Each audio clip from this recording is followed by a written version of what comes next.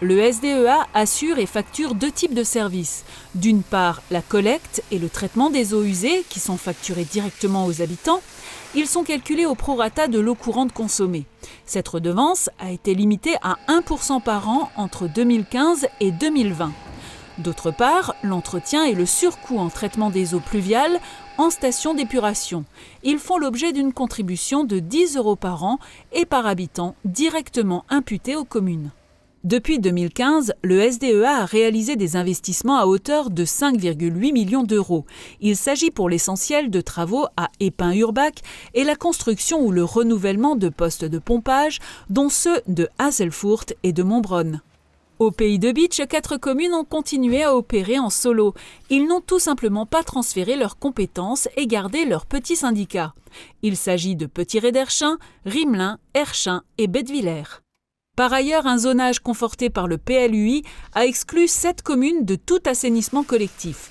Il s'agit de Bousvillers, Anvillers, Mouterhouse, Reyersvillers, Rolbin, Robvillers et Sturzelbronn. Les habitants se sont dotés de fosses septiques et ne payent donc pas de redevance assainissement. Dans 5 autres communes, le service rendu est partiel. Environ 330 habitations sont concernées à Wolminster, Ormersvillers, Lengelsheim, Breidenbach et Nussvillers. Leurs eaux usées transitent par le réseau d'assainissement, même si les eaux usées partent in fine dans la rivière.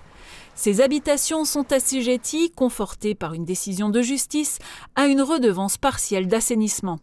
Et c'est là un point de crispation pour Jacqueline Glad, maire de Nussvillers-les-Bitches. Depuis 2008, la commune est prévue en assainissement collectif et les habitants payent une redevance partielle jugée injuste. Combien même nos gens qui payent une redevance, le jour où ils doivent nettoyer leurs fosses, payent le plein tarif comparativement à d'autres qui ne payent aucune redevance. Donc cela me semble fort injuste. Il me semble aussi que nous avons toujours transmis nos budgets pour les travaux de voirie que nous attendons depuis des années, qu'on ne nous a pas donné de réponse. Et là, vous découvrez tout ce qui n'est même pas prévu de plan. Et sincèrement, je ne crois pas forcément à cette phase 3. Nous sommes trop peu nombreux. Donc qu'on nous le dise, mais qu'on ne perde pas des budgets. Nous pouvons faire d'autres choses. Et je pense alors que nous ne devons pas contribuer, mais juste à la juste mesure de ce que nous sommes. Seuls les investissements importants permettront de finaliser le réseau. Le problème, les subventions attendues, notamment celles de l'Agence de l'eau, ne suivent pas ou insuffisamment. Alors que l'endettement est de 1,7 ans en moyenne dans la zone d'intervention du SDEA, il est de 10 ans au Pays de Bitche. La moyenne nationale s'élève à 3,4 années.